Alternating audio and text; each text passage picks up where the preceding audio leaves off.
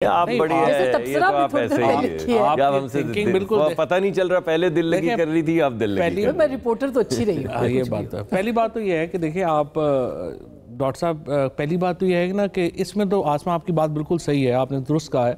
دیکھیں اگر آج سے صرف 4 دن پہلے علی امین گنڈا پور ہوں یا گوہر ہوں، وہ عدالتوں میں بیچارے کھڑے ہوئے تھے جی ہمیں ملنے نہیں دے رہے، اور وہ گئے، ان کو ریسٹ کر لیا، سامنے ہوا نا۔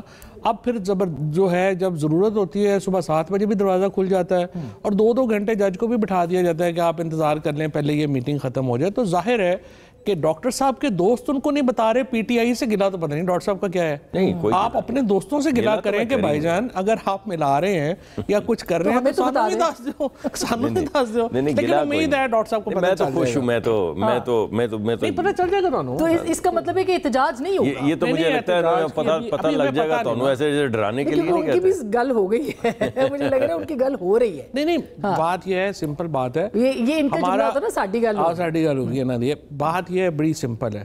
دیکھیں اس میں کوئی شبہ نہیں ہے، پولیٹیکل پارٹیز کے بھی ڈائلاگ آپس میں ہونا چاہیے، بالکل بات ہی نہیں چل سکتی آگے۔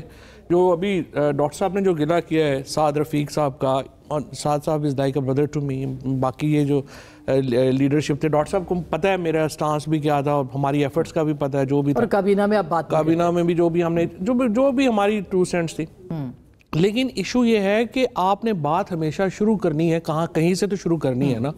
اور جس طرح ڈاکٹر صاحب نے کہا ہے کہ ایک اگر پازیٹیو شروعات ہے، اور میرے خیال میں اس کو جو پولیٹیکل پارٹیز ہیں، نون لیگ ہے، پیپلز پارٹی ہے، اس کو بھی چاہیے اس میں رکھنا نہ ڈالیں، اس کو انکریج کریں۔ الٹیمیٹلی دیکھیں آپ پہ بھی بات آنی ہے، اور آپ کو شامل کیے بغیر تو سلوشن نہیں ہو سکتا، کیونکہ گورنمنٹ تو بہرحال گورنمنٹ ہے۔ لیکن فار ایگزامپل آپ نے فیصلہ کرنا ہے کہ جی جس طرح میں آپ کو کہہ رہا ہوں، 2 ہی چیزیں ہیں نا، آپ نے امیڈیٹ تو ریلیف مل سکتا ہے آپ کو پریزنرز کو، پولیٹیکل پریزنرز کو ریلیف مل سکتا ہے، اس کے لیے کس نے احکامات جاری کرنے ہیں؟ پنجاب گورنمنٹ نے احکامات جاری کرنے ہیں، اس کی سربراہ مریم نواز ہے۔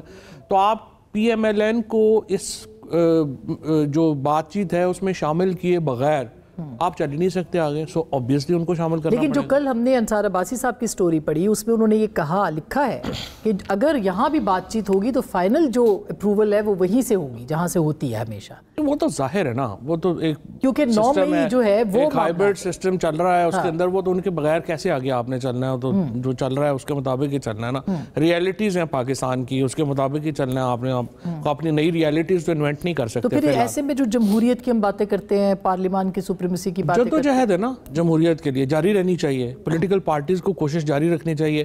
یہ تو دیکھو نا 2-3 سال پہلے ہم یہاں ڈیبیٹ کر رہے تھے کوالٹی ڈیموکریسی نہیں ہے، اب ہم بات کریں گے یار جمہوریت تو بحال کرو، اب ہائبرڈ ڈیموکریسی سے بھی آگے ابھی تو بلکہ ابھی جو 26ویں آئینی ترمیم ہے، میں تو ڈاکٹر صاحب کو یہ مشورہ دوں گا کہ جب یہاں سے اٹھیں اور ان کو موقع ملے شہباز شریف صاحب کے ساتھ یا نواز شریف صاحب کے ساتھ بیٹھنے کا، تو ان کو کہیں خود ہی واپس لے لیں، کیونکہ کل اگر دوبارہ چینج ہو گئی تو اگلوں نے نہیں کرنی چاہیے واپس، وہ بھی اور مینڈیٹ کی واپسی کے حوالے سے بھی اگر دیکھا جائے چلیں اس میں ایک بریدنگ سپیس دیکھ لیتے ہیں نا، ہو سکتا ہے کوئی بات چیت تو ہونی ہی چاہیے نا۔